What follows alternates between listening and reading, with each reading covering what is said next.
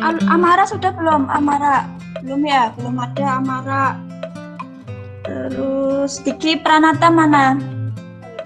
Belum, Bu, belum. Khalid belum ada nih, Khalid nih. Bismillahirrahmanirrahim. Saya awali. Assalamualaikum warahmatullahi wabarakatuh.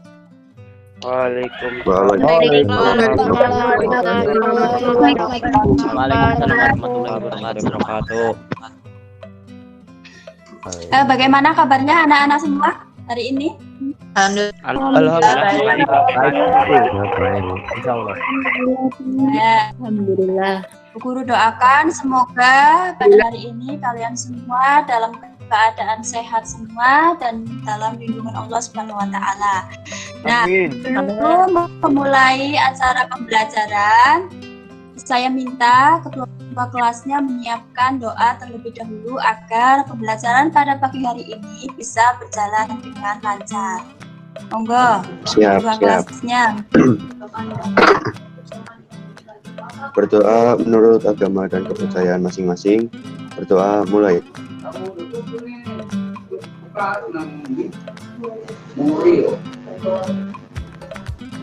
Selesai. Ya, terima kasih Mas Satria. Anak-anak, kalian jangan lupa nanti mengisi platform absennya ya. Pada pagi hari ini pembelajaran dengan model PBL atau Problem Based Learning. Apa itu Problem Based Learning? Atau singkatannya adalah PBL. PBL itu adalah suatu model pembelajaran yang menyuguhkan permasalahan yang anak-anak. Nah, kita tahu bahwa seluruh masyarakat Indonesia sedang berjuang menghadapi pandemi COVID-19 yang sampai sekarang belum selesai. Ya, namun kalian tetap harus belajar. Ya, tidak boleh berhenti belajar. Yang penting kalian tetap jaga kesehatan, makan makanan yang bergizi agar imunnya tetap kuat, ya. Kemudian istirahat yang cukup, ya, dan tetap mematuhi protokol kesehatan. Nah, anak-anak, pada pagi hari ini adalah kita akan membahas tentang strategi perjuangan bangsa Indonesia pada masa pergerakan nasional dengan strategi perjuangan bangsa Indonesia dalam menghadapi pandemi COVID-19. Ya, jadi ada dua masa di sini. Ya. Nah, sedangkan tujuan dari pembelajaran pada pagi hari ini dengan mengamati gambar, ya. Kemudian kelompok 1 untuk absen 1 sampai 8, kelompok 2 untuk absen 9 sampai 16, kelompok 3 untuk absen 17 sampai 25, kelompok 4 absen 26 sampai 34. Materi pembelajaran minggu lalu kita sudah belajar tentang apa ya? Yang tahu nggak kaitannya dengan topik materi pembelajaran itu apa? Gambar 2 ini kaitannya dengan topik materi itu apa? Kalian tentunya sudah membaca bahan ajar ya, dan sudah melihat video YouTube di Classroom ya tentang masa organisasi pergerakan nasional. Kira-kira ada yang mau ditanyakan enggak? Tadi sudah Bu Guru bagi kelompoknya menjadi 4 kelompok, ya kan? Nah, sekarang job sheet-nya, Bu Guru akan membagi job sheet-nya kepada kalian, 4 kelompok tadi, ya.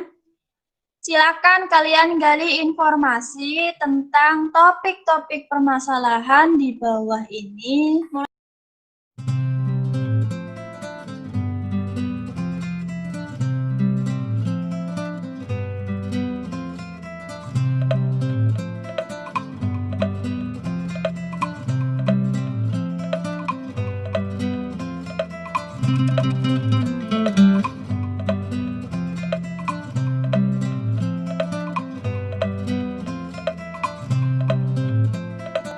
organisasi non-kooperatif itu ada 3.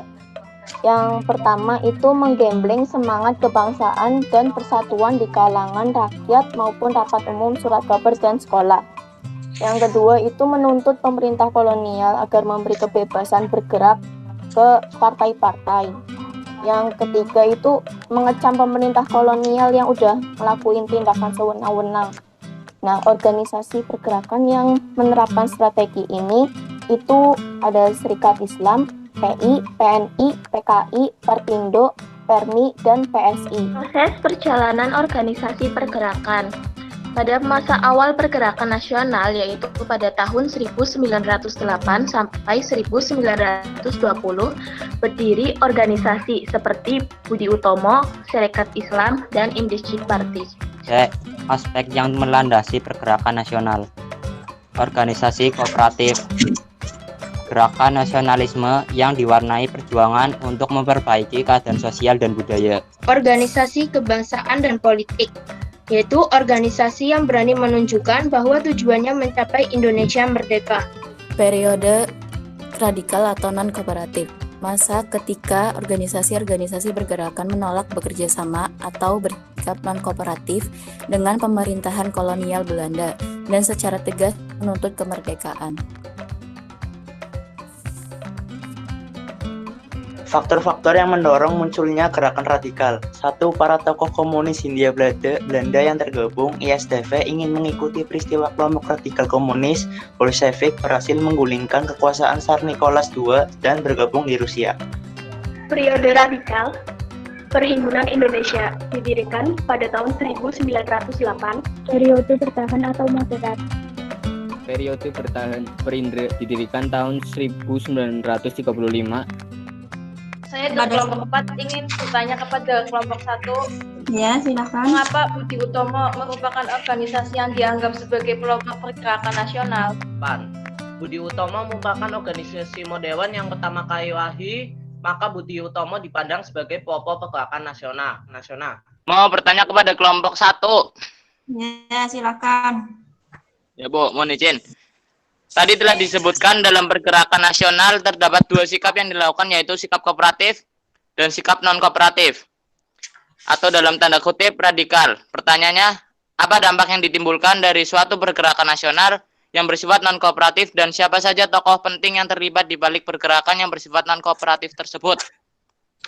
Saya akan menjawab pertanyaan dari kelompok 3. Dampak yang bagus jawabannya. 2019 atau COVID-19 membuat masyarakat di dunia merasa terancam.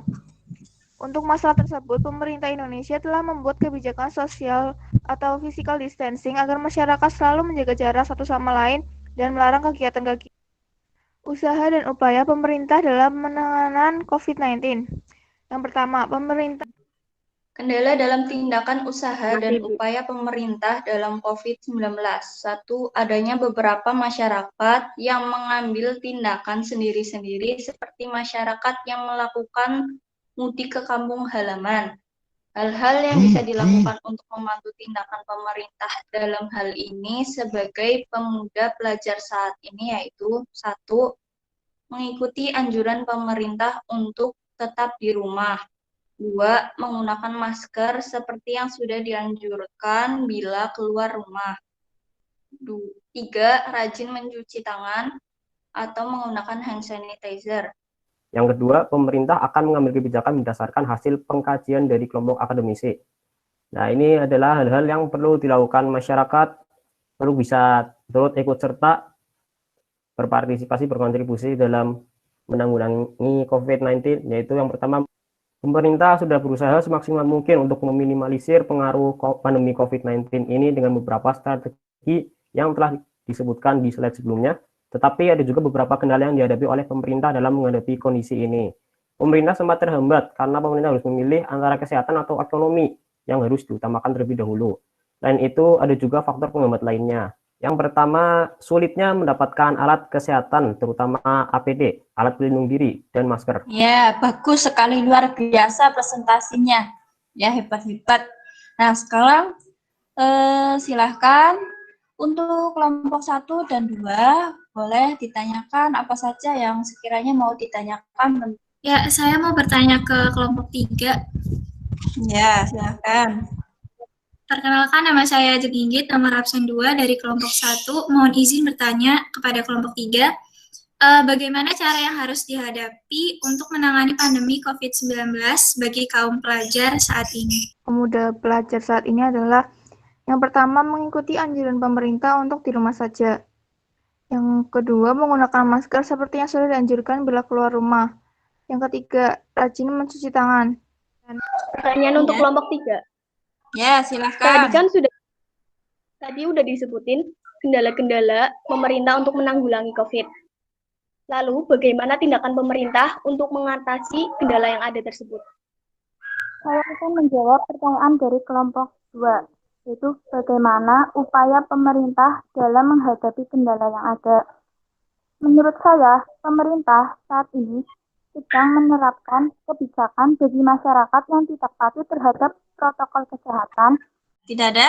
Nah, Bu Guru akan memberikan ulasan singkat bahwasannya strategi perjuangan bangsa Indonesia ya pada masa pergerakan nasional pada dasarnya itu sama. Ya. Walaupun kesannya berbeda, ada yang menggunakan kooperatif, ada yang bercirikan radikal, pada dasarnya itu sama. Tujuan akhirnya adalah mencapai kemerdekaan. Namun strateginya berbeda, tetapi tujuan akhirnya adalah sama. Kemudian mungkin setelah pembelajaran ini kita lebih mematuhi protokol kesehatan agar tingkat penularan COVID-19 tidak terus bertambah, Bu. Ya, terus. Ada lagi yang mau menambahkan? Tidak ada. Akan menyimpulkan hasil belajar hari ini yang sudah saya dapatkan, yaitu strategi perjuangan bangsa Indonesia pada masa pergerakan nasional ada 2 cara, yaitu strategi perjuangan bangsa Indonesia dalam menghadapi COVID-19 selama ini adalah pemerintah sudah berusaha semaksimal mungkin untuk minimalisir pengaruh pandemi COVID-19 ini dengan untuk mengukur bahwa kalian itu sudah memahami pada proses pembelajaran pada pagi hari ini. Soal post test ya yang harus kalian kerjakan. Ya, silakan dibuka WA grupnya. Ada soal post test, silahkan dikerjakan ya, mulai dari sekarang ya. Yuk, dimulai dari sekarang, waktunya kurang lebih 10 menit ya. Nah, kalian jangan lupa dibuka LKPD-nya nanti di Classroom sebagai tugas keterampilan ya. Nilai keterampilan kalian simpulkan dalam bentuk laporan ya. Dikumpulkan paling lambat jam 4 sore ya. Selambat-lambatnya jam 23 lah ya. Jam 23.59 lah. Iya, Bu. Ya, dikumpulkan lagi di ya.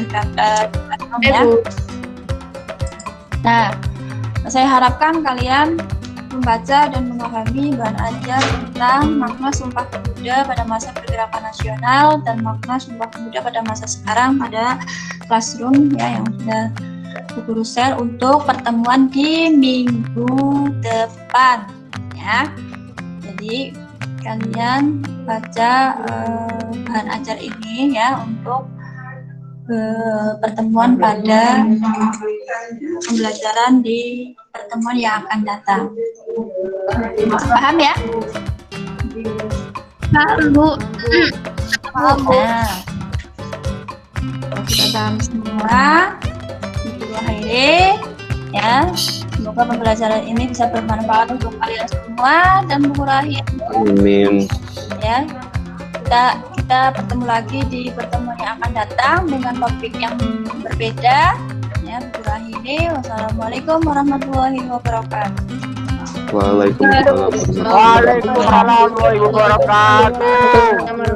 wabarakatuh.